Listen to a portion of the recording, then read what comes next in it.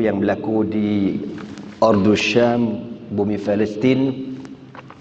Jadi sebelum kita cerita tentang Tufan Al-Aqsa, ana rasa lebih elok ana share sedikitlah latar belakang sejarah Bani Israel ini, sebab kadang-kadang orang ramai lagi yang confused, yang dok kata Palestin itu milik Bani Israel lah, apa-apa lagi lah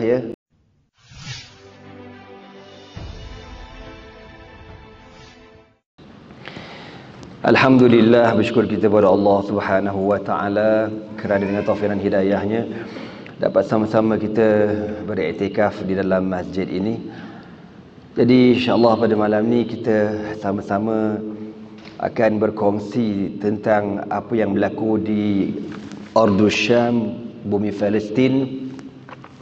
Jadi sebelum kita cerita tentang Tufan Al-Aqsa, ana rasa lebih elok ana share sedikitlah latar belakang sejarah Bani Israel ini, sebab kadang-kadang orang ramai lagi yang confused, yang dok kata Palestin itu milik Bani Israel lah, apa-apa lagi lah Jadi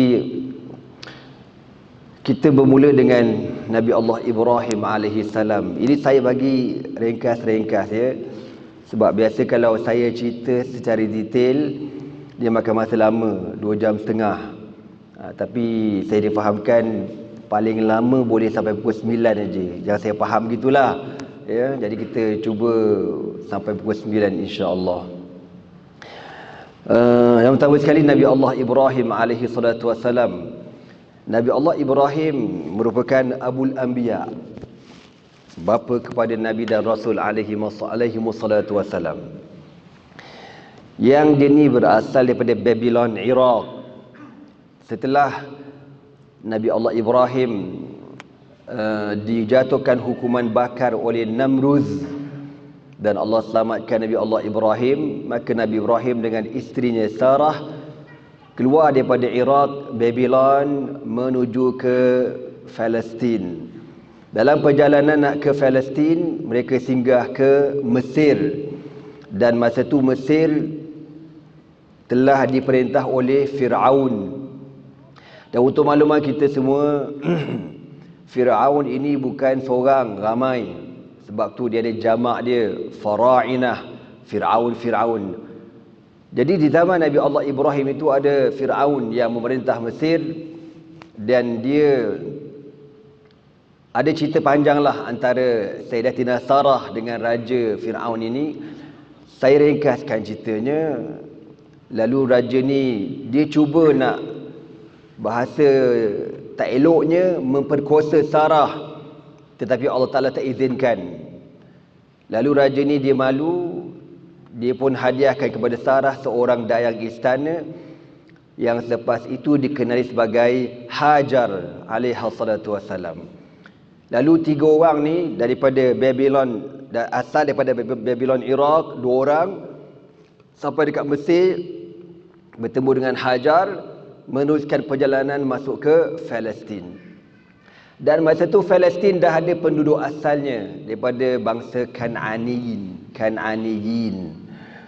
Duduklah Nabi Allah Ibrahim dengan 2 orang isterinya. Diringkaskan cerita, Hajar bersalin melahirkan Nabi Allah Ismail, dan Allah Subhanahu wa taala mengarahkan supaya dipindahkan Sayyidatina Hajar ke Makkah Al-Mukarramah, dan di situlah kita sedia maklum lahirnya Rasulullah sallallahu alaihi wasallam, dan tinggal Sarah bersama Nabi Ibrahim di Palestin. Okey. Sarah mengandung ketika umur lebih kurang 80 tahun. Ya, kalau ikut logik akal kita memang tak logik lah 80 apa barang 80 kan. Dah menopause dah. Tapi ni Allah Ta'ala iza arada syai'an ay yaqula lahu kun fayakun. Lalu lahirlah Nabi Allah Ishaq alaihi salatu wassalam. Dan daripada Ishaq ini lahirnya Nabi Allah Yaqub alaihi salatu wassalam. Diringkaskan cerita, Nabi Allah Yaqub mempunyai 4 orang isteri dan beberapa belas orang anak. 12 orang anak lelaki yang kita semua sedia maklum, yang terkenalnya Nabi Allah Yusuf dan Bunyamin. Dan kita sedia maklum bagaimana Nabi Allah Yaqub ni dia terlalu sayang dekat Nabi Allah Yusuf, menyebabkan adik-beradik lain tak puas hati dan buat konspirasi. Akhirnya diorang buang Nabi Allah Yusuf dekat sebuah telaga. Dan disitulah Nabi Allah Yusuf alaihissalam dikutip oleh pedagang yang lalu kawasan tu. Diambil Nabi Allah Yusuf dan bawa ke Mesir. Panjang ceritanya, nak tahu detail baca surah Inna nahnu naqussu alayka ahsanal qasas. Kisah Nabi Yusuf detail dalam Al-Quran. Jadi apabila Nabi Allah Yusuf berpindah ke Mesir, diambil oleh pedagang ni, bawa ke Mesir, dan berlakulah apa yang berlaku. Ujian kepada Nabi Allah Yusuf dengan Zulaikha, dipenjarakan, dan akhirnya Nabi Allah Yusuf ini dibebaskan daripada penjara dengan sebab dia mentadbirkan mimpi raja. Dan raja pada zaman Nabi Allah Yusuf juga seorang Fir'aun. Betul yang kata tadi, ada jamak dia, Fara'inah. Raja ni bermimpi, dia nampak 7 ekor lembu kurus memakan 7 ekor lembu gemuk. Dan dia nampak 7 tangkai gandum yang berisi dan 7 tangkai gandum yang ada tangkai sahaja. Dia tanya semua, dia punya nujum 4 belalang, semua tak tahu apa benda maksud mimpi tu. Maka salah seorang banduan yang pernah dipenjarakan satu sel dengan Nabi Allah Yusuf bagi tahu dekat raja, ada seorang banduan pandai mentadbir mimpi, iaitulah Nabi Allah Yusuf alaihi salam. Lalu dipanggil Nabi Allah Yusuf, dan Nabi Allah Yusuf pun mentadbirkan mimpi itu. Maksudnya dia kata apa? Wahai raja, negara Mesir ini dia akan melalui 7 tahun musim subur. 7 tahun akan datang ni, tanaman menjadi, ternakan menjadi, tanah subur. Lepas daripada 7 tahun tu, Mesir akan menjadi kemarau selama 7 tahun juga. Maka bersiap sedialah wahai raja dengan simpanan makanan dan sebagainya, supaya tak jadi kebuluran di kalangan rakyat jelata. Diringkaskan cerita, berlakulah apa yang berlaku. Memula subur 7 tahun, dan raja ni bagus, dia dengar cakap Nabi Allah Yusuf, diorang ada stok makanan. Habis 7 tahun negara Mesir subur, masuklah kemarau. Dan kemarau ni bukan sahaja berlaku di Mesir, merebak sampai ke bumi Syam, dan antara bumi Syam ialah Palestin. Ketika itulah Nabi Allah Yaqub dengan anaknya yang lelaki 11 orang ni mengalami kesusahan, kebuluran. Lalu Nabi Allah Yaqub minta dekat anak-anak dia supaya pergi ke Mesir, minta bantuan dengan raja sana. Kod-kod raja tu boleh bagi bantuan. Lalu anak-anak Nabi Yaqub pun pergi minta bantuan, dan masa diorang jumpa menghadap tu, diorang jumpa siapa dia? Nabi Allah Yusuf yang telah Allah muliakan menjadi Menteri Perbendaharaan Negara ketika itu. Nabi Yusuf kenal muka ni semua dia aku kenal ni. Abang Long, Abang Ngah, Atih, Acik, semua dia kenal belaka. Tapi adik-beradik tak kenal dia. Sebab Nabi Allah Yusuf ni orangnya adalah handsome. Bila dia pegang jawatan, bertambah-tambah kehandsomean dia. Menyebabkan adik-beradik tak kenal dia. Padahal itulah adik engkau. Lalu berlakulah dialog antara Nabi Allah Yusuf dengan adik-beradik dia. Antara soalannya tanya, bapak kamu siapa? Sajalah dia tanya. Dia pun kata, bapak kami Nabi Allah Yaqub. Dalam tafsir kata Nabi Yusuf bila dengar dia sedih sebab dia rindu dekat bapak dia. Dia tanya, apa khabar bapak kamu? Dia kata, uzur, mata dah buta, menangis sejak terkenang ke anak dia. Lepas tu Nabi Yusuf tanya, korang adik-beradik berapa orang? Dia kata, kita orang adik-beradik 12. Kenapa yang datang 10 orang aja? Mana lagi 2? Lagi seorang yang bongsu kena makan serigala dah. Adik-beradik kata. Nabi Yusuf kata, akulah tu yang kena makan serigala tu. Yang korang kelentong abah tu akulah. Ya, tapi dia tak bagi tahu lagi masa tu. Dia biar je. Mana lagi seorang? Kata ada 12. Seorang mati kena makan serigala, yang seorang lagi mana? Bunyamin adik-adik kata, sejak-sejak adik kami kena makan dengan serigala tu, yang nombor 11 tu lah yang menemani abah dekat Palestin. Okey. Nabi Yusuf pun bagi bantuan makanan dekat adik-beradik dia ni, dan dia kata apa, nanti kalau kamu nak bantuan tambahan, datang sekali lagi, bawa adik-beradik kamu yang ke-11 Bunyamin, aku nak jumpa. Lalu dia pun balik daripada Mesir pergi ke Palestin, bagi tahu dekat Nabi Allah Yaqub, bagi tahu, wahai ayah, raja tu baik sangat, dia bagi kita makanan, dia layan elok-elok, dan dia kata dia nak bagi bantuan tambahan, tetapi dengan syarat kena bawa Bunyamin sekali. Nabi Allah Yaqub berat hati. Nabi Allah Yaqub kata, aku bimbang kalau aku bagi korang bawa Bunyamin, bimbang Bunyamin kena tangkap pula, kena tahan macam mana Yusuf hari tu, tak tahu apa cerita. Lalu berlakulah cerita yang panjang antara anak dengan ayah ni, dan akhirnya dibenarkan Bunyamin pergi Mesir. Dan masa Bunyamin sampai kat Mesir itulah Nabi Allah Yusuf tengok Bunyamin, dia pun duduk bersama berdua-duaan dengan abang dia ni, dan dia pun kata, ana Yusuf, wahai Bunyamin, aku Yusuf. Kan Bunyamin ni sedih gila sebab dah berpuluh tahun tak jumpa, tengok-tengok adik bongsu dah pegang jawatan besar dekat Mesir. Cerita tu panjang.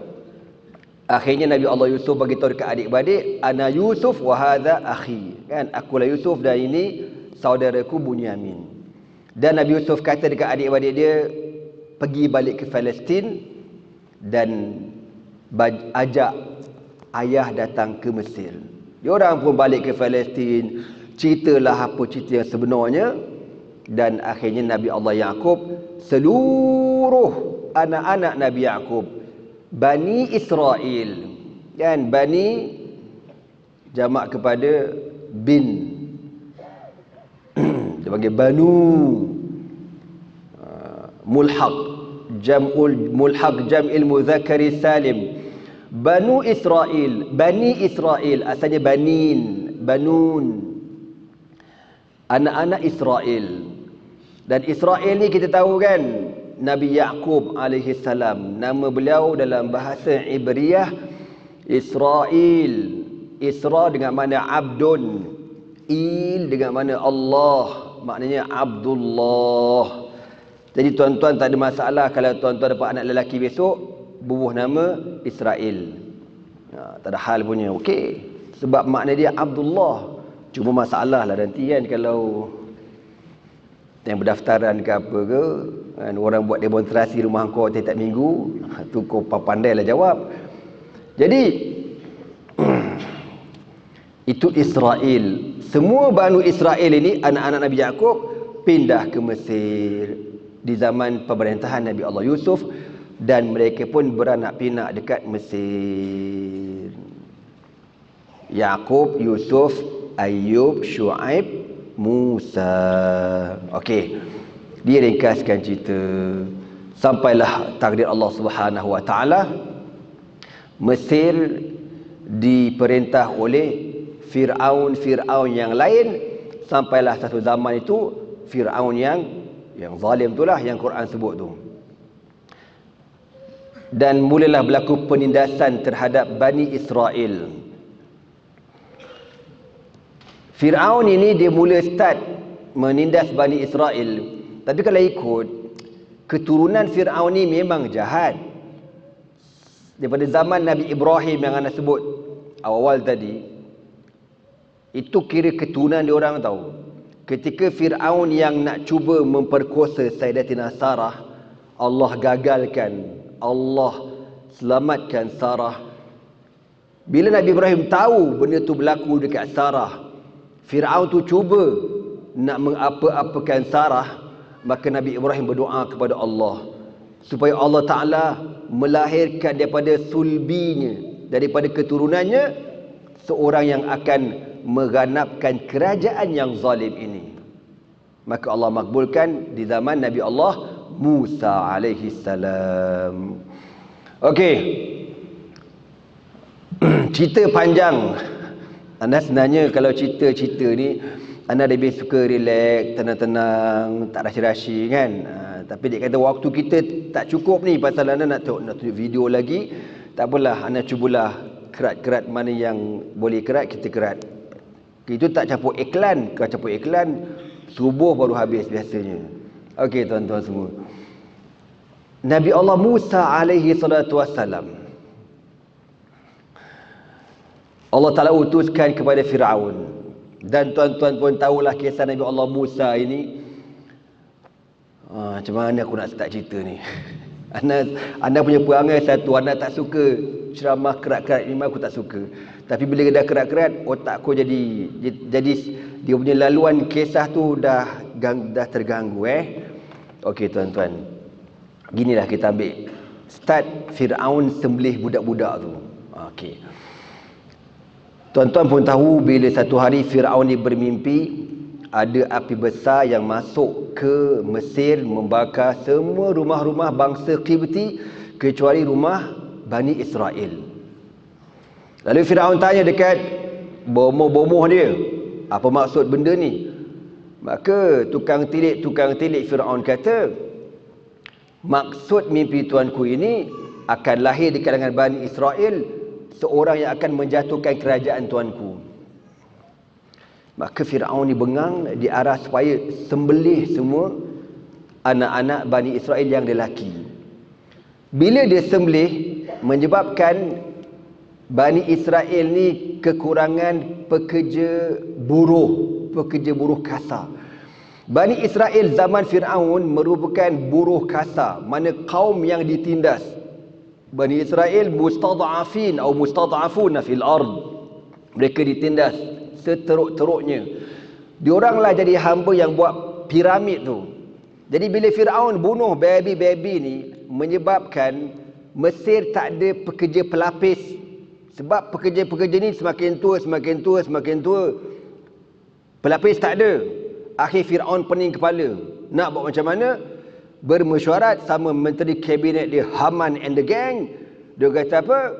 Wahai Fir'aun, kita jangan sembelih setiap tahun kita buat selang. Contoh, tahun 2003 kita sembelih semua baby boy. 2004 tak payah sembelih, hidup sampai 2005. 2005 sembelih pula. 2006 tak payah, buat selang setahun macam tu supaya Bani Israel ada pelapis untuk menjadi buruh kasar. Maka tadi Allah Subhanahu wa taala, pada tahun yang Firaun tak sembelih baby boy itu, lahirnya abang kepada Nabi Musa, iaitu Nabi Harun. Okey, dan ketika Firaun menyembelih baby boy ini, lahirnya Nabi Allah Musa alaihi salam. Dan Allah berfirman kepada mak Nabi Musa, wa auhayna ila ummi Musa an ardi'ih fa idza khifti alayhi fa alqihi fil yammi wa la takhafi wa la tahzani inna radduhu ilayki wa ja'iluhu minal mursalin. Allah berfirman, dan kami mewahyukan kepada mak Nabi Musa, an ardi'ih, kau nyusukan baby kau ni sampai kenyang. Fa idza khifti alayhi, bila kau bimbang keselamatan anak engkau ni, sebab masa tu Firaun hantar special branch. Dia akan cek rumah ke rumah, mana-mana perempuan yang lahirkan baby boy akan disembelih.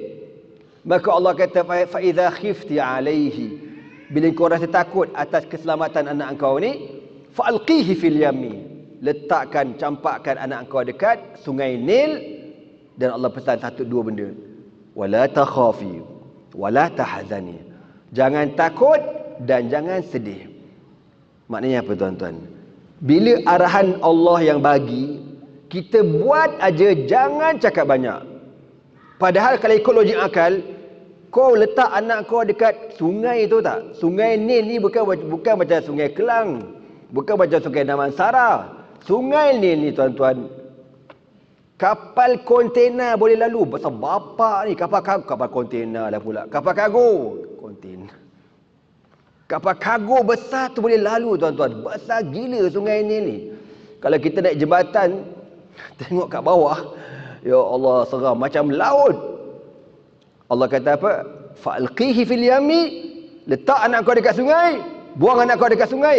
Wala takhafi wala tahzani, sebab ini arahan aku. Sami'na wa ata'na. Kita kalau baca Quran, baca cerita ni jangan lalu macam tu aja. Biar faham. Bila itu arahan Allah, buat, jangan cakap banyak. Ini masalahnya, kita cakap banyak. Contoh macam apa? Biar dulu, sabar. Maka Allah kata, inna radduhu ilaiki wa ja'iluhu minal mursalin. Allah kata apa? Bila kau letak anak kau dekat sungai tu, la takhafi, jangan takut, jangan sedih. Inna, sesungguhnya kami, radduhu ilaiki, akan mengembalikan anak kau kepada engkau, wa ja'iluhu minal mursalin, dan kami akan menjadikan dia seorang rasul. Mak Nabi Musa pun berserah pada Allah. Dia campak anaknya dekat sungai dalam kotak. Ringkas cerita, hanyut sampai ke istana Firaun, dan dikutip oleh faltaqatahu alu fir'auna liyakuna lahum hazanan. Allah kata, maka dikutip oleh keluarga Firaun untuk apa? Untuk Allah Ta'ala memberikan rasa duka cita kepada geng-geng Firaun. Ni semua perancangan Allah Subhanahu wa Ta'ala. Segala-galanya dalam ilmu Allah.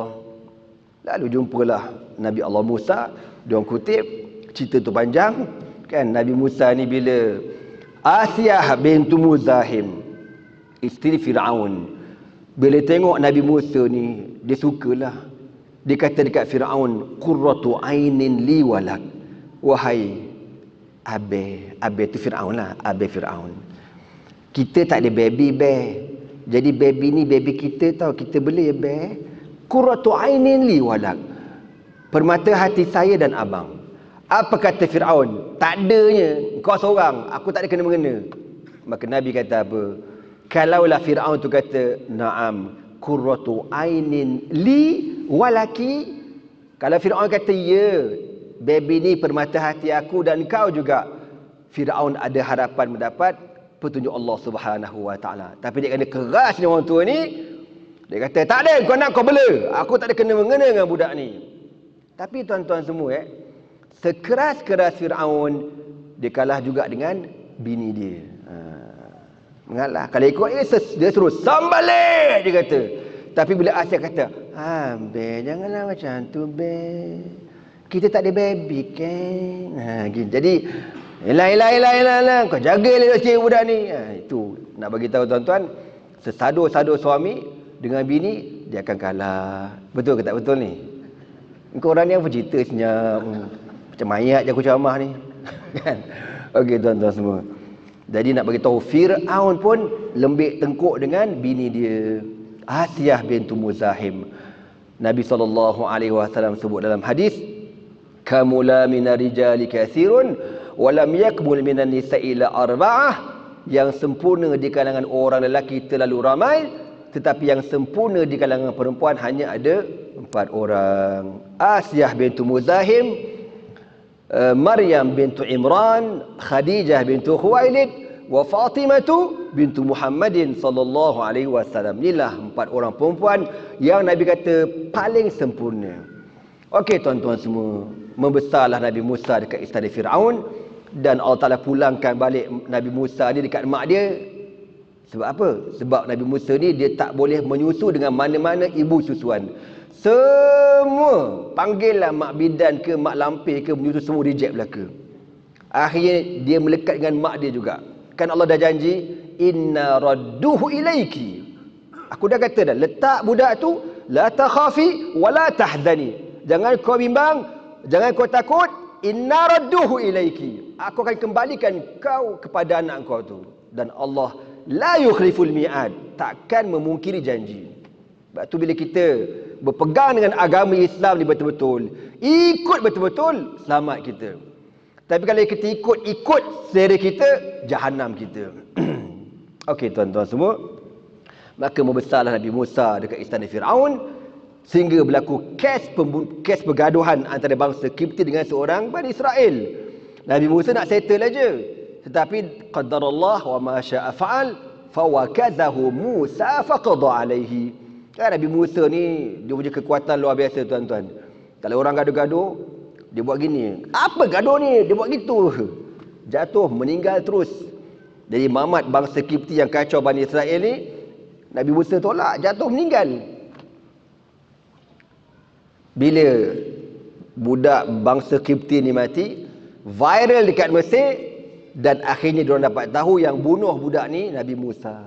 Maka Nabi Musa pun melarikan diri ke Madian dan akhirnya bertemu jodoh dengan anak Nabi Allah Shu'aib bernama Safura. Panjang cerita tu. Ni saya dah potong banyak ni. Sehinggalah setelah 10 tahun Nabi Allah Musa alaihi salam berkhidmat dengan Nabi Allah Shu'aib, dia pun nak balik semula ke kampungnya Mesir. Kan? Dalam perjalanan waktu malam nak balik ke Mesir, maka apa kata Nabi Musa? Inni anastu naran la'ali atiku minha biqabasin aw ajidu 'ala an-nari huda. Daripada jauh Nabi Musa nampak macam ada api dekat tengah-tengah padang pasir tu. Dia pun kata dekat anak bini dia, korang tunggu dekat sini, abang nak pergi tengok macam ada api kat sana untuk boleh memanaskan badan korang yang sejuk ni. Nabi Musa pun pergi dekat api itu, sampai dekat cahaya itu Allah berfirman, ikhla'na alaika innaka bilwadil muqaddasi tuwan izhab ila fir'auna innahu tagha. Kan Allah kata apa? Wahai Musa, kau sekarang berada di lembah Tuan, cabut kasut kau, lembah ini lembah yang suci, pergilah kau kepada Fir'aun, sesungguhnya dia telah melampau. Ulama tafsir kata, ketika Nabi Musa alaihi salatu wasalam dapat arahan Allah pergi berdakwah kepada Fir'aun, bila Allah telah bagi arahan, Nabi Musa meneruskan perjalanan tanpa dikata kepada Allah, ya Allah, anak bini aku dekat belakang tu apa cerita? Dia tak tanya langsung, dia teruskan perjalanan dia dan dia serah anak bini dia kepada Allah Subhanahu wa taala, sebagaimana yang telah dilakukan oleh Nabi Ibrahim ketika meninggalkan Hajar dan Ismail di Makkah. Kan? Inni nazartu lak, apa Quran sebutkan tentang Nabi Ibrahim tinggalkan Hajar dan Nabi Allah Ismail alaihi wassalatu wassalam. Okey. Maka Nabi Musa berdakwah dengan Fir'aun. Tuan-tuan pun tahulah cerita panjang tentang mukjizat Nabi Musa dengan Fir'aun, sehinggalah Allah Ta'ala mengarahkan kepada Nabi Musa supaya bawa Bani Israel lari ke Sinai. Sinai ni Mesir juga, bukan negara lain, masih dalam Mesir. Tapi nak ke padang pasir Sinai, kau kena merentas teluk laut, kan gini ni. Ini Mesir tau. Ni kerajaan Fir'aun kat belah ini. Besar kerajaan dia. Sini ada teluk, laut mati kat sana, ni teluk. Seberang sini padang pasir Sinai. Jadi diorang kena lalu macam tu. Maka pada malam yang dijanjikan, Nabi Allah Musa alaihi salatu wassalam berpakat dengan Bani Israel supaya melarikan diri ke arah Sinai. Dan Nabi Musa pesan, masa korang keluar nanti, bawa emas banyak-banyak. Ya, sebab Fir'aun, kebetulan malam tu tuan-tuan, malam tu Fir'aun ada buat konsert. Dan artis yang dijemput ialah Coldplay. Suka pula korang. Pahal suka. Ni aku tengok, aku tipu. Dia taklah jemput Coldplay. Tapi malam Bani Israel nak lari tu, memang Fir'aun buat pesta, buat konsert. Dan Fir'aun ini, dia akan suruh rakyat dia, termasuklah Bani Israel, kalau nak pergi konsert, kena pakai cantik-cantik, lawa-lawa, berhias dengan emas dan sebagainya. Emas tu nak ambil mana? Fir'aun bagi pinjam. Besok pulangkan balik.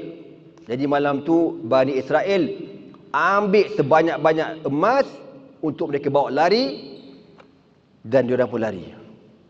Lalu Fir'aun ni tak tahu cerita, main konsert lah. Jeng jeng jeng aha aha, jeng jeng jeng aha aha, jeng jeng jeng aha aha, contohlah kan. Tengah-tengah syok tu datang intelijen bagi tahu, tuanku, wahai tuanku, ada apa? Bani Israel sedang melarikan diri. Elak lu, tahu kata. Tak boleh tuanku, kita kena kejar ni. Elak lu. Malam masih muda, asal kau duduk macam tak buat apa. Elak lu, dia kata. Habis tu tuanku nak kejar bila? Apa kata Fir'aun? Kita tunggu sehingga ayam berkokok, baru kita kejar. Dia pun layan. Layanlah, malam tu kau tertongeng terbalik semua. Macam orang, yelah, aku kadang-kadang fikir. Gaza berperang, meletup, orang kena bunuh hancur. Kau boleh melantak buat maksiat, memang la haula wala quwwata illa billah. Qatalahumullah. Yang menjemput, yang bagi permit, yang bagi semuanya. Kullukum ra'in wa kullukum mas'ulun an ra'iyatihi. Kau akan jawab di hadapan Allah Subhanahu wa taala. Negara Qatar, tuan-tuan, sanggup batalkan hari kemerdekaan dia orang semata-mata tak sampai hati melihat apa yang berlaku di Palestin. Nak sambut hari kebangsaan, ni majlis rasmi kerajaan tahu. Batal. Sebab apa? Kerana bersimpati dengan nasib yang berlaku di Gaza, Palestin. Kita siap. Allah. Kita orang beriman kalau tak marah, tuan-tuan, dibimbangi tak diiman. Dan bahaya tau benda macam ni. Jadi sebelum saya bertukar jadi Incredible Hulk, baik kita dengar azan, tuan-tuan. Muslimin muslimat yang dirahmati Allah sekalian. Nabi Allah Musa alaihi salatu wasalam bawa Bani Israel ni menuju ke Sinai, dan Firaun pun kejar, dan berlakulah apa yang berlaku kan. Nabi Allah Musa seberang lautan tersebut, dan akhirnya Allah Taala tenggelamkan Firaun laknatullah. Okey. Bani Israel mula buat perangai bila? Dia sebenarnya dia orang mula start buat perangai ketika Nabi Musa sampai dekat laut tu, dia dah buat perangai. Nabi Musa kata, arahan Allah kata berhenti dekat laut ini. Apa kata Bani Israel? Inna la mudrakun. Dia kata, wahai Musa, kau nak bawa kita ke mana? Kita nak kena tangkap, tahu tak? Fir'aun dah dekat dah. Apa kata Nabi Allah Musa? Kalla inna rabbi sayahdin. Tidak, demi sesungguhnya Tuhanku akan beri petunjuk kepadaku. Allah kata dekat sini, dekat sini. Bani saya tak puas hati. Kau nak bawa ke mana Musa? Diorang desak-desak. Nabi Musa sabar je dengan perangai Bani Israel ni. Sehinggalah Allah Ta'ala bagi arahan supaya pukul tongkatnya dekat laut, dan laut terbelah, dan mereka selamat menyeberang ke padang pasir Sinai. Bila dah sampai dekat sana, apa kata Bani Israel? Wahai Musa, confirm ke Firaun tu dah mati? Kau tak percaya, kau tak nampak dah terlingkup, laut dah telan semua-semua tu. Kita orang tak percaya. Kau tengok perangai dia orang ni, aku tak boleh, Bani Israel aku bengang, kau tahu tak? Ana bila cerita pasal Bani Israel, tuan-tuan, boleh naik darah, kau tahu tak? Tinggi aku punya darah, jadi tekanan darah tu. Sakit hati perangai dia orang ni. Maka Allah Ta'ala berfirman, al-yawma nunajjika bi badanika litakuna liman khalfaka ayatan. Pada hari ini kami menyelamatkan badan Fir'aun, makna ditimbulkan semula, dihanyutkan, supaya menjadi bukti kepada umat-umat yang terkemudian. Dan sampai sekarang mayat Fir'aun, orang tu kutuk ni, masih ada. Dekat mana? Dekat dalam museum Mesir. Kalau tuan-tuan pergi museum Mesir, tuan-tuan, museum Mesir ni tiap-tiap hari manusia ramai gila, beribu pelancong datang setiap hari. Nak masuk kena bayar. Lepas tu nak masuk dalam bilik Fir'aun yang kena tenggelam ni, kena bayar. Lepas tu nak ambil gambar dia, kena bayar lagi. Memang kena power je. Fir'aun ni hidup menyusahkan orang, dah mati pun menyusahkan orang. Okey tuan-tuan semua. Bila sampai kat Sinai, Bani saya kata apa? Diorang masuk satu kampung, ada orang kampung ni sembah berhala. Dia kata kepada dekat Nabi Musa, ya Musa ij'al lana ilahan kama lahum alihah. Wahai Musa, kami nak kau buatkan kami Tuhan macam Tuhan diorang, berhala. Nabi Musa kata, la Allah, kan. Dia nak sembah berhala. Kalau tak nampak Tuhan kami, kita tak puas hati. Maka Allah Subhanahu wa taala memanggil Nabi Allah Musa untuk bermunajat di bukit Tur Saina selama 30 hari untuk menerima Taurat. Nabi Musa sebelum naik pesan dekat abang dia Harun, Harun tolong jaga Bani Israel elok-elok sepanjang aku tak ada. Jangan biarkan dia orang buat perangai. Baiklah, aku akan jaga. Nabi Musa pun duduk dah atas bukit Tur Saina bermunajat selama 30 hari. Masuk hari yang ke-30, Nabi Allah Musa bersugi, bersiwak Maka Allah kata, ya Musa, li'annaka qad ghayyarta raihata famika, kerana engkau telah mengubah bau mulut engkau, kau puasa, tapi kau dah bersugi, kau dah mengubah bau mulut engkau, aku tambah lagi 10 hari, 40 hari. Masuk hari yang ke-30, Nabi Musa tak turun. Apa kata Bani Israel? Apa cerita Musa tu? Kata 30 hari tak turun-turun. Nabi apa macam ni? Kita buat Tuhan tinggal lambat sangat. Oh, dia pun kumpulkan emas-emas yang diorang rembat daripada Firaun itu, buat patung emas lembu. Itulah ceritanya. Nabi Harun ni dah tegur, dah cakap, buat pekak Bani Israel, kau jangan nak masuk campur, kau senyap boleh tak? Kan? Nabi Harun orangnya lembut, tuan-tuan. Cukup 40 hari Nabi Musa ni turun daripada bukit Turu Saina. Hati dia seronok bawa Taurat nak bagi tahu dekat Bani Israel. Tiba-tiba sampai kat bawah, tengok-tengok diorang sembah lembu. Mau tak mengamuknya dia. Kalau aku sepak dah diorang ni. Marahlah Nabi Musa. Kau orang ni buat apa? Kan? Dia cari Nabi Harun. Dia tarik janggut. Nabi Harun kata, jangan buat macam ni dekat aku Musa. Aku tak boleh buat apa Musa. Dia ringkaskan cerita. Maka Allah Ta'ala mengarahkan kepada Nabi Allah Musa, untuk aku terima taubat Bani Israel yang sembah patung lembu ni, kena dibunuh puak-puak yang sembah patung lembu.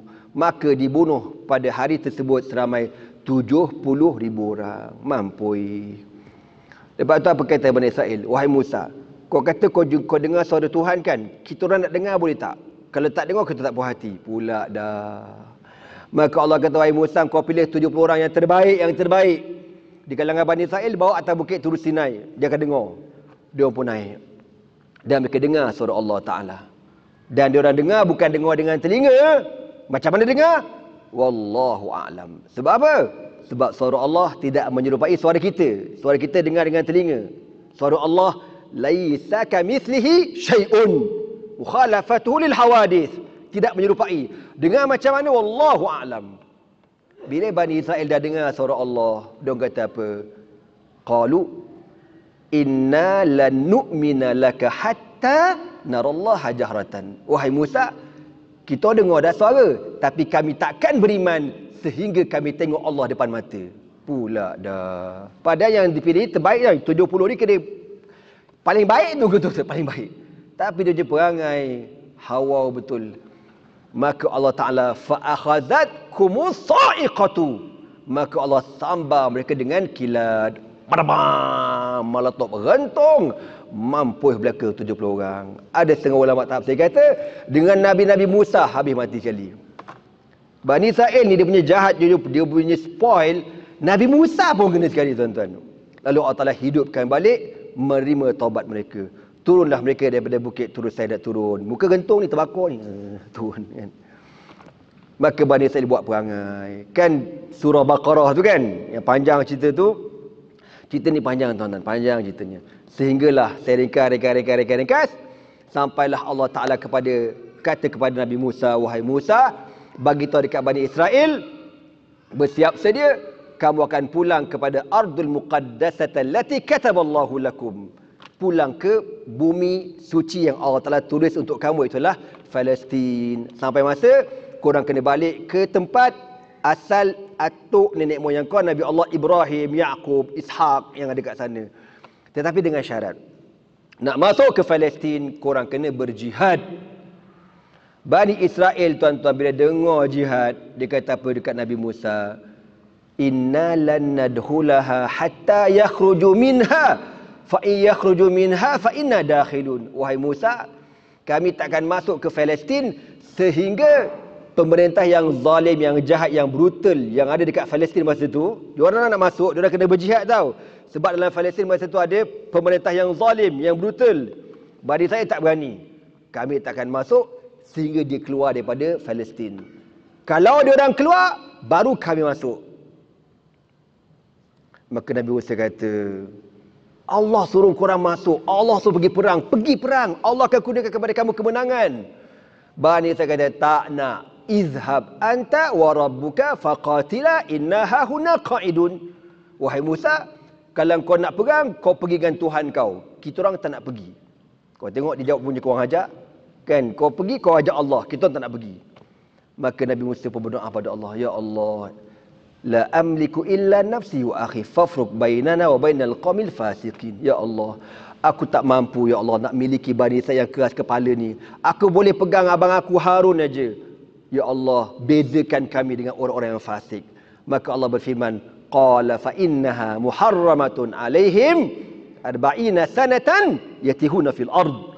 Maka Allah Ta'ala hukum Bani Israel disesatkan dekat padang pasir tu selama 40 tahun, diharamkan masuk ke Palestin. 40 tahun sesat. Tak lihat ke mana, sesat dah. Bila sesat tuan-tuan, makanan tak ada, apa tak ada. Dia orang kata, Musa dah sesat, makanan tak ada. Doalah dekat Tuhan, bagi turun makanan. Nabi Musa pun doa, ya Allah, kesianlah kepada Israel, turunkanlah makanan. Allah pun turunkan, wa anzalna alaikumul al-manna was-salwa, kan. Al-man, sejenis manisan, warna putih macam salji, sejuk, sedap, manis. Dan burung salwa. Salwa ni nama burung, bukan nama awek. Burung. Bukan burung korang, burung lah, burung. Burung turun dah siap masak. Makan aja. Maka makanlah Bani Israel. Sehari, 2 hari, 3 hari. Apa kata Bani Israel? Musa, tak ada menu lain ke? Bosan lah. Wah, ngajar kata dia ni. Kan? Aku bengang kau. Kalau aku baca kisah Bani Israel, aku bengang, kau jadi stres tau. Macam mana? Nak tak nak kena cerita jugalah. Tuan-tuan semua. Akhirnya, cerita tu panjang. Tuan-tuan tahu tak? Punya kepala keras je Bani Israel. Degilnya diorang sampai Nabi Musa akhirnya meninggal dunia sebelum sempat masuk ke Palestin. Nabi Harun meninggal, Nabi Musa meninggal. Lalu Allah Ta'ala pun gantikan dengan Nabi Allah Yusha bin Nun alaihi salam. Dekat dah ni. Dekat padu dah ni. Ya, digantikan Nabi Allah Yusha bin Nun alaihi salam. Lalu Bani Israel ini tuan-tuan, setelah generasi demi generasi, ada yang bagus, yang bertaubat, dan diorang kata dekat Nabi Yusha, wahai Nabi Yusha, kami dah berazam nak masuk berperang untuk masuk ke Palestin. Maka Nabi Yusha pun kumpulkan tentera-tenteranya, direkaskan cerita, diorang pun pergi perang dan berjaya. Setelah 6 bulan diorang kepung Baitul Maqdis ataupun Baitul Maqdis, dan akhirnya diorang pun berjaya menawan dan nak masuk. Bila nak masuk, Allah berfirman, wadkhulul baba sujadan wa qulu hittatun naghfir lakum khatayakum wa sanazidul muhsinin. Wahai Bani Israel, bila korang nak masuk ke Palestin, korang kena buat 2 perkara. Pertama apa dia? Masuk dalam keadaan rukuk. Tunduk macam tu. Tanda apa? Tanda bersyukur pada Allah. Berterima kasih kepada Allah. Kenapa? Kemenangan ini kurniaan Allah. Wa man nasru illa min indillah. Tidak ada kemenangan kecuali daripada Allah. Itu satu. Masuk rukuk. Wa qulu hittatun. Dan bila masuk nanti korang sebut perkataan hittah. Hittah ay ighfir lana dhunubana. Ampunkan dosa kami. Ampunkan dosa kami. Bila Nabi Yusha kata macam tu dekat Bani Israel, apa Bani Israel buat tuan-tuan? Fabaddala alladhina zalamu qawlan ghayra alladhi qila lahum. Fa'anzalna 'ala alladhina zalamu rijzan minas sama' bima kanu yafsukun. Apa kata Bani Israel? Kita orang tak nak masuk rukuk, kita orang nak masuk mengesot. Macam kau duduk ni kan, dia mengesot. Menganjing kau, tahu aku geram. Menganjing kau. Dah lah mengesot. Lepas tu Allah kata hittah, dia tambah 1 huruf nun. Hintatun. Hintatun. Hintah mana apa? Hintah mana? Gandum. Gandum. Kepala otak kau orang. Allah kata hittah dengan makna ighfir lana, ampunkan kami, ampunkan kami. Tapi dia tukar dengan 1 huruf, hintatun, gandum, gandum.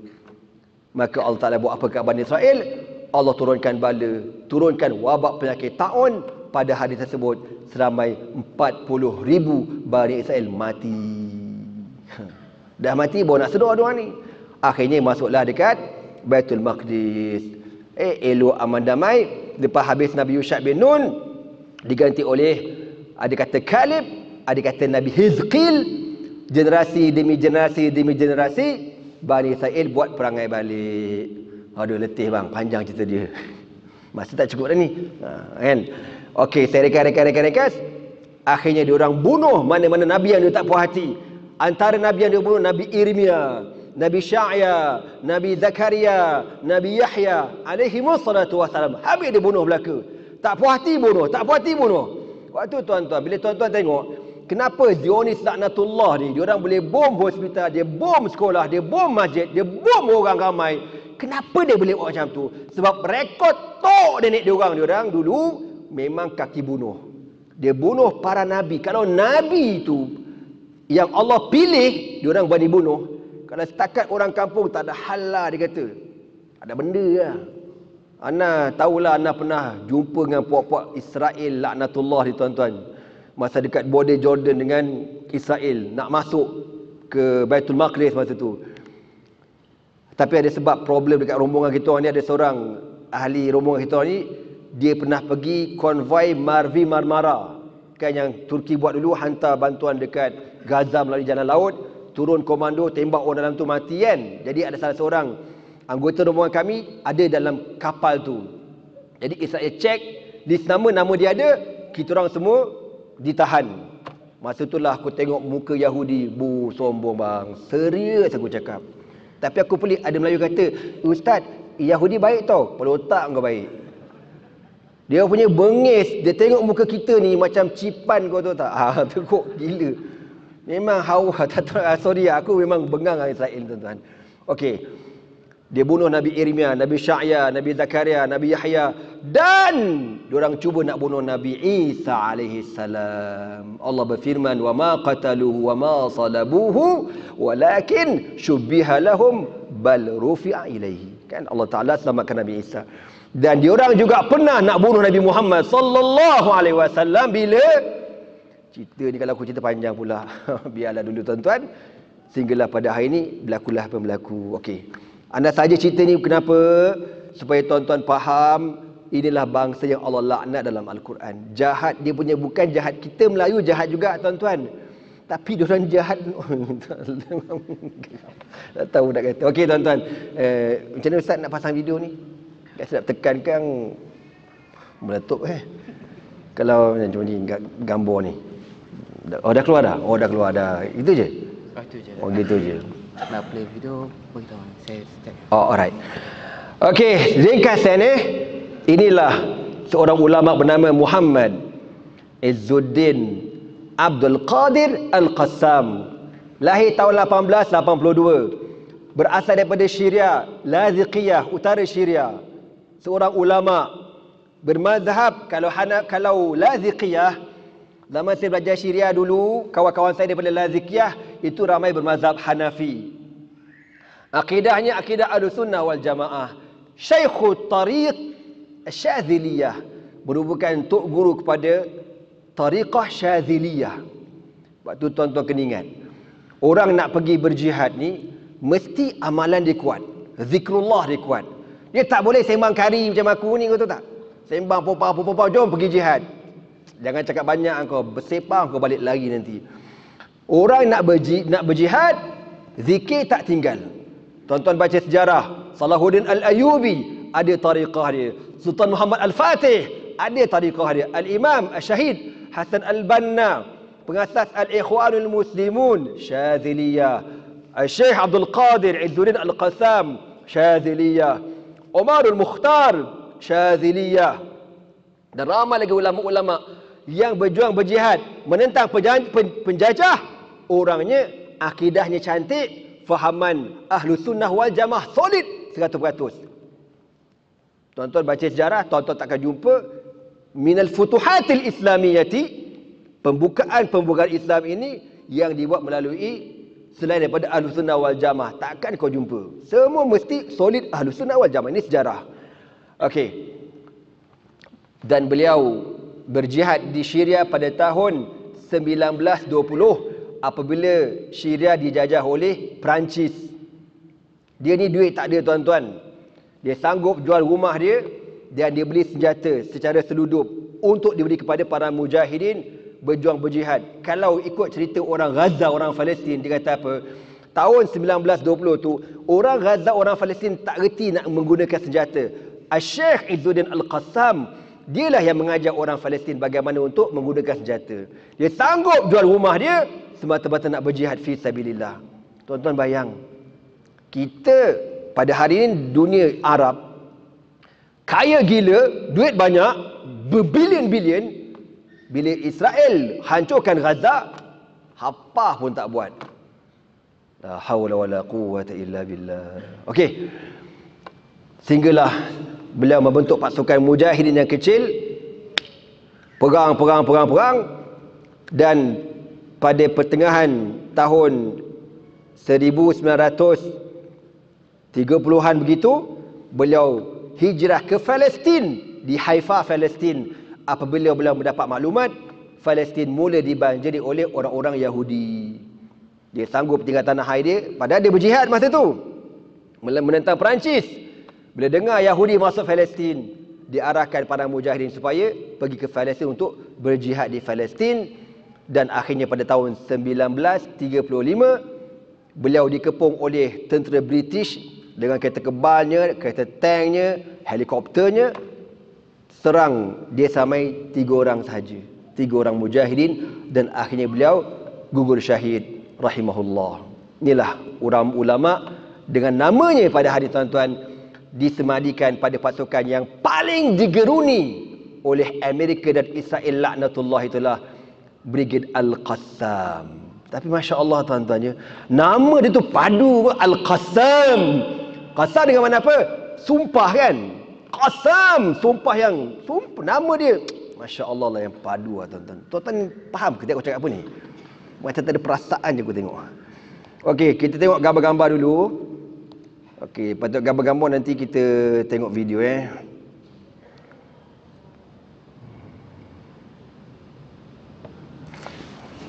Okey, ni antara bangkai-bangkai tentera Zionis yang berjaya dibunuh oleh tentera Al-Qassam.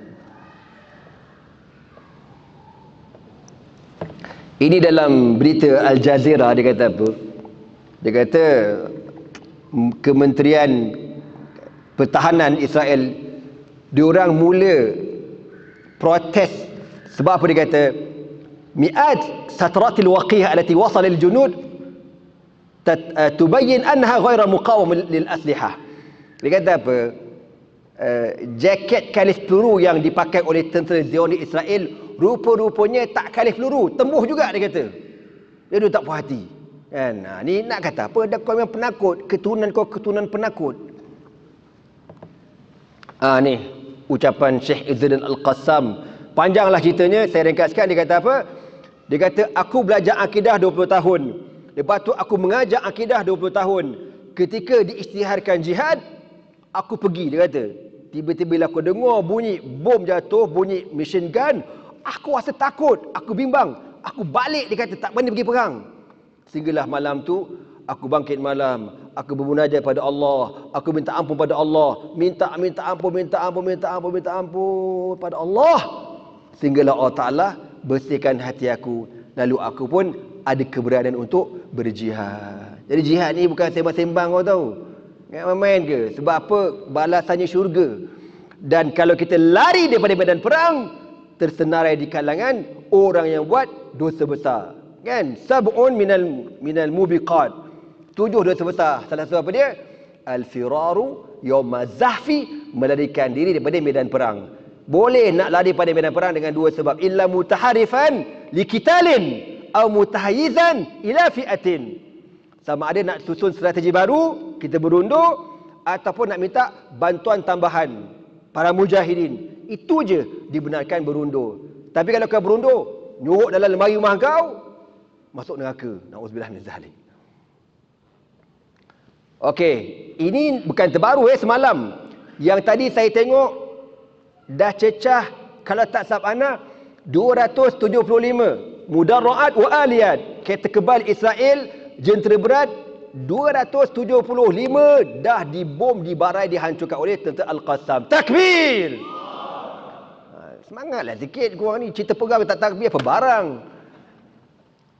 Dan tuan-tuan tahu, subhanallah, bagaimana kereta kebal Merkava ni paling canggih di dunia. Dia melalui 4 kali upgrade. Generasi pertama, generasi kedua, generasi ketiga, keempat paling padu, paling canggih di dunia. Harga sebiji 7 juta USD. 7 juta kau tahu. Kau bayang kalau dah meletup sampai beratus-ratus, tak muflis Israel. Yang padu lah. Yang letupkan ni pakai roket Al-Yasin yang kosnya $200. Wa ma ramaita idh ramaita walakinnallaha rama. Kajian mengatakan apa dia? Bom yang dijatuhkan dekat Gaza bersamaan dengan 3 bom atom, tuan-tuan. Okey, ini antara peralatan tentera yang berjaya tentera Al-Qassam rampas daripada tentera Zionis. Ya, bila dia tembak apa semua, jadi tentera Zionis ni tinggalkan barang-barang, lari bersepah. Ini antara yang Mujahidin Al-Qassam rampas. Ini antaranya bom tangan. Ni baju uniform tentera Zionis yang dah terbakar. Kena bom mau tak terbakarnya. Okey, ni tahun 1933. Government of Palestine. 1933, Yahudi nak masuk Palestin kena pakai visa. Tapi kerana kelalaian umat Islam, permasalahan dalaman umat Islam, tak bersatunya orang Islam, akhirnya tanah kau digampas oleh penjajah. Hina, na'udzubillah min zalik. Sebab tu kita jangan main-main puak-puak kafir buat kerja senyap-senyap aja. Jangan. Allah dah sebut dalam Quran. Kalau tak ambil iktibar agak tak tahu nak kata apa. La haula wala quwwata illa billah. Okey, kita tengok dulu video yang antara terawal kot. Saya tak ingat tak. Okeylah, ini antara terawal. Kalau mungkin tuan-tuan pernah tengok ke macam mana. Ni video Ustaz macam mana? Sekejap dia nak bagi suara ni.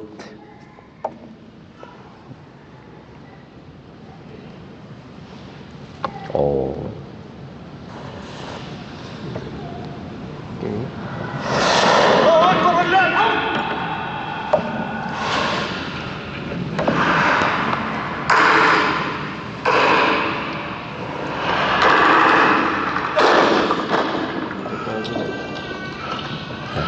Anda try.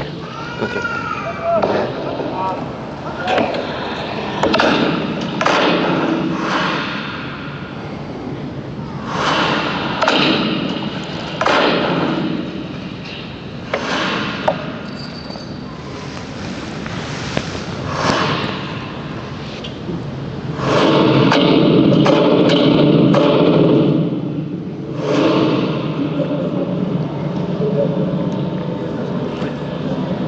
Kita pegang ni.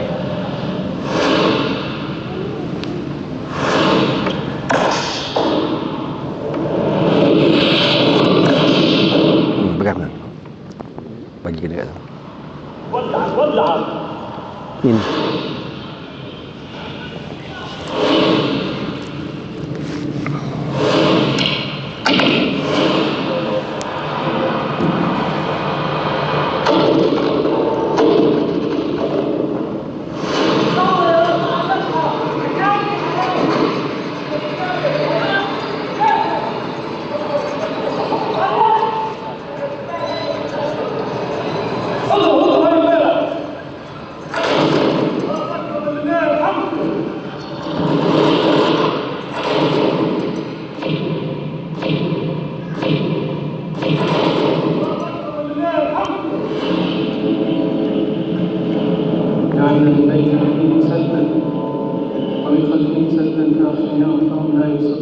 Ni viral tuan-tuan.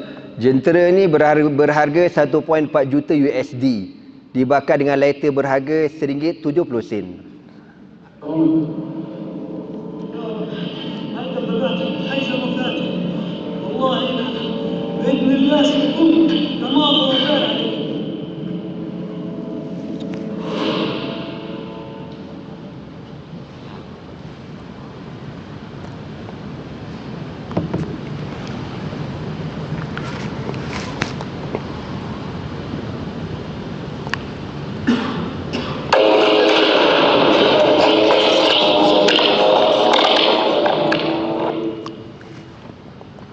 Ni tak jelas.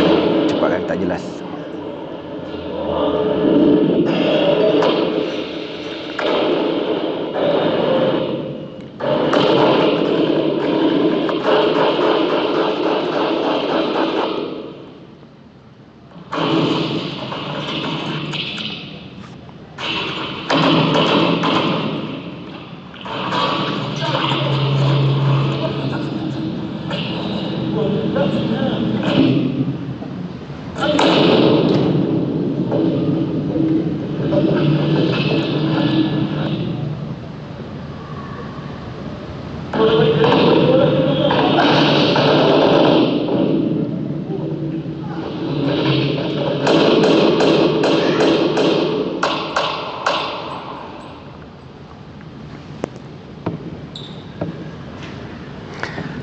Ya, ini serangan dekat hospital oleh tentera Zionis.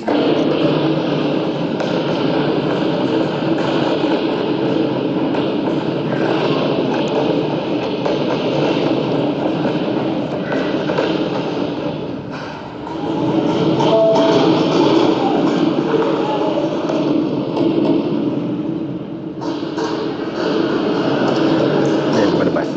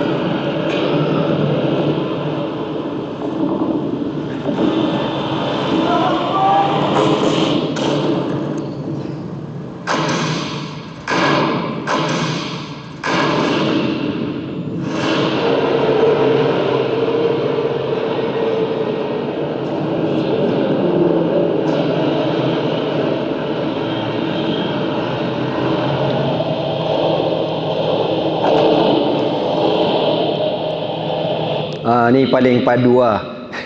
Sebab tu diorang kata tentera paling berani dalam dunia Al-Qassam.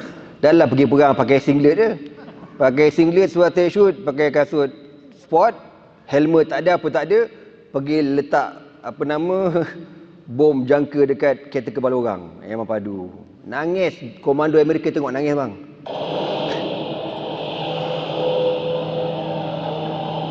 Tu dia lekat bom.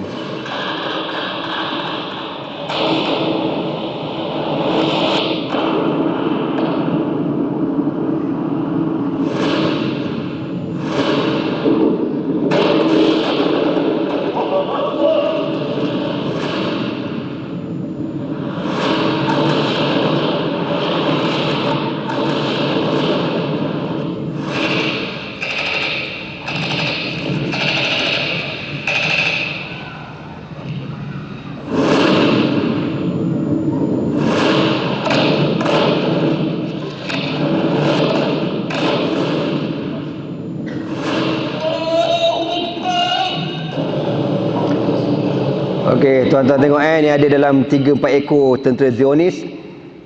Al-Qassam attack diorang daripada jauh, mampu belaka.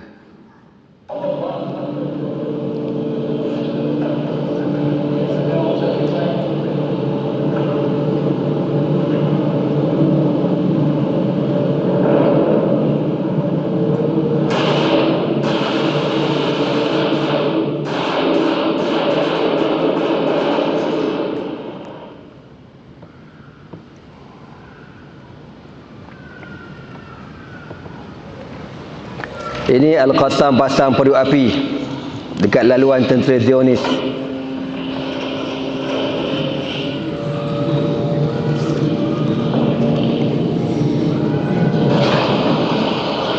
Tengok pakai seluar straight shoot.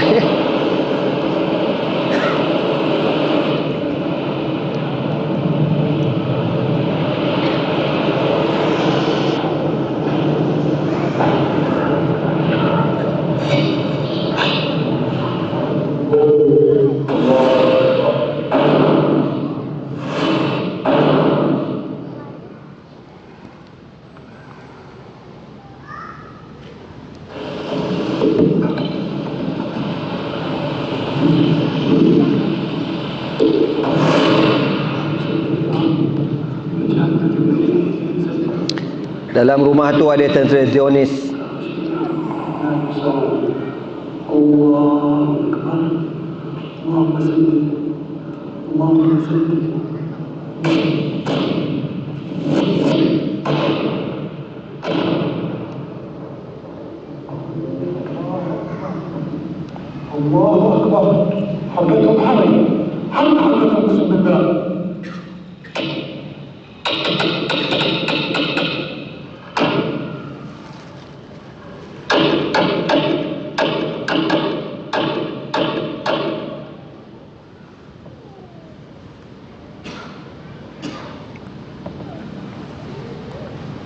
Ini sniper Al-Qassam.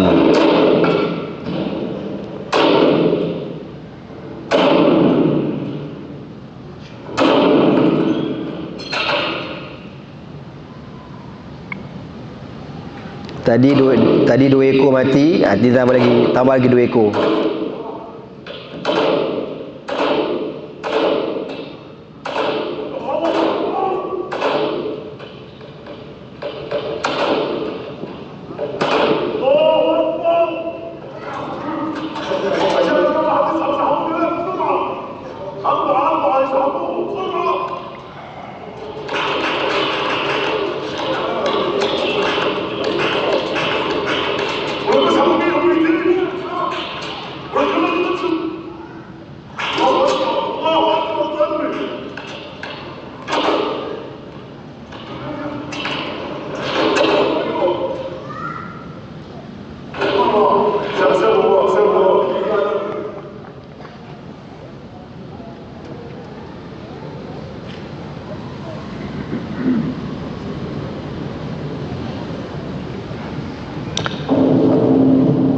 Okey, ni kapal pula, kereta tank yang dah jadi besi buruk lah.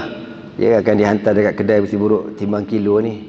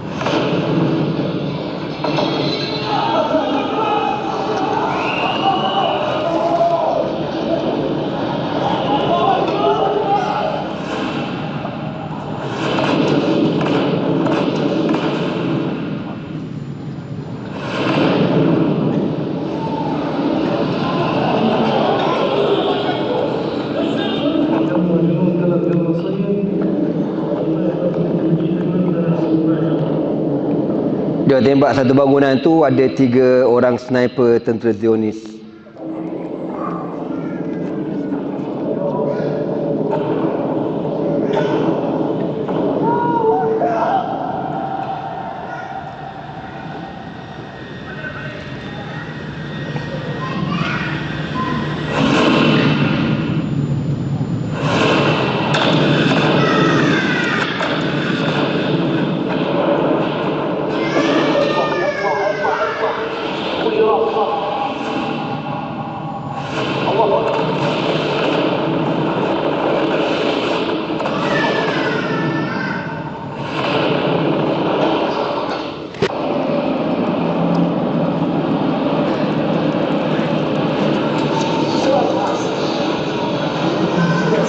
Ni tadi.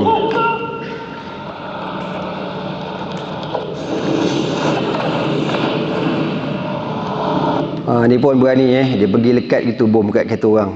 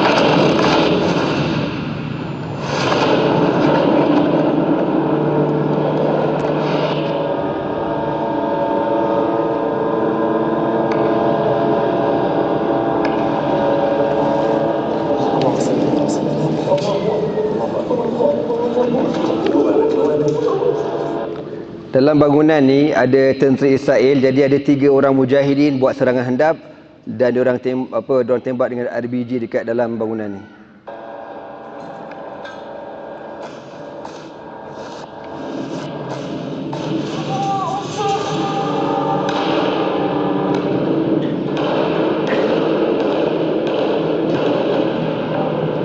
Ni yang kita tunjuk tadi, koleksi pakaian tentera Zionis.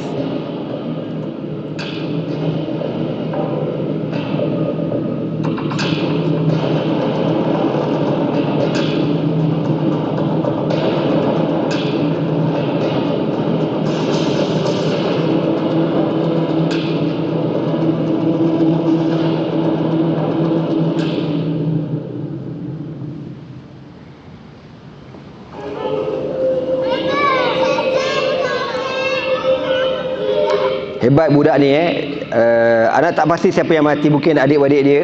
Jadi bila ada abang dia ataupun adik dia menangis, budak pun dia kata, jangan nangis, jangan nangis, doakan, doakan. Dia dah jumpa abah kita dah masuk syurga dah. Jangan nangis, jangan nangis. Kuat semangat dia orang ni.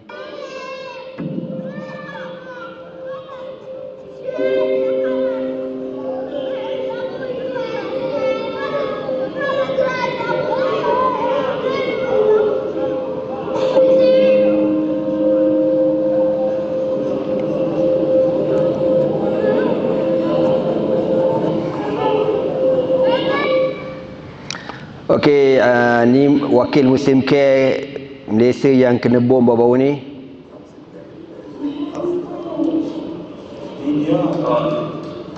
Saya sekarang bagus. Alhamdulillah. Despite the problems, despite the massacres, despite the pain, Allah will stay steadfast. Sana sekarang tak ada abuse, jadi jahit semua hidup-hidup ke. Our greetings, our brothers and sisters. Kita saudara di Malaysia. We will never surrender. We will get to victory. You're okay. Don't worry. Inshallah, hours from now, I'll be out distributing your aid. Alhamdulillah, alhamdulillah, insyaAllah, alhamdulillah, alhamdulillah.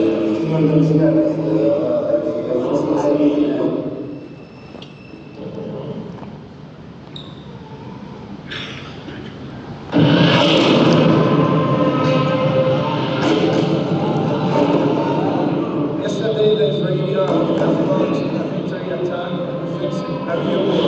against the people of the Gaza Strip. And they have targeted everything. They have targeted people, ambulances, houses, residential towers, and mosques, as you can see.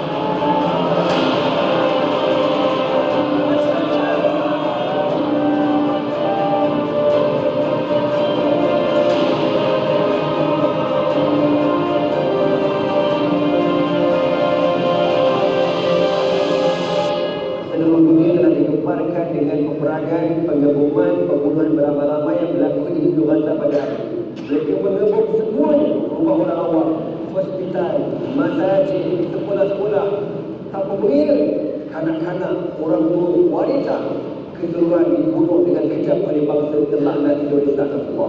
Dan masyarakat antarabangsa membutakan mata, menekakkan telinga, akan mereka jadi perasaan dengan apa yang berlaku di Ibu Gaza pada hari ini. Jumlah bom yang dijatuhkan ke atas Gaza melebihi jumlah bom yang dikumpulkan di Afghanistan selama hampir setahun. Bayangkan bagaimana keadaan mereka. The Palestinians here are sacrificing their soul, their blood, their properties, and everything they have. The least thing to do for them is to raise awareness and to tell people about what is happening here. To be our own tongues and ambassadors to talk about the many massacres, genocide and bloodshed, and to collect as much donations as possible to be given to the needy people.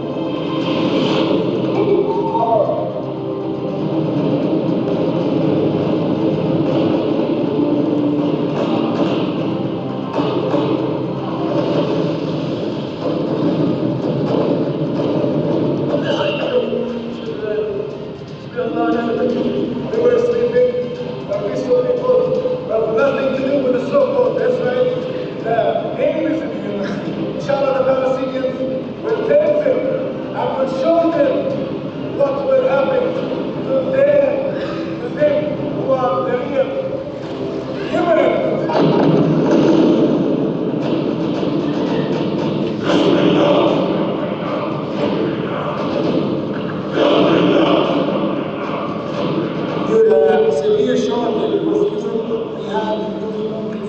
parts like this.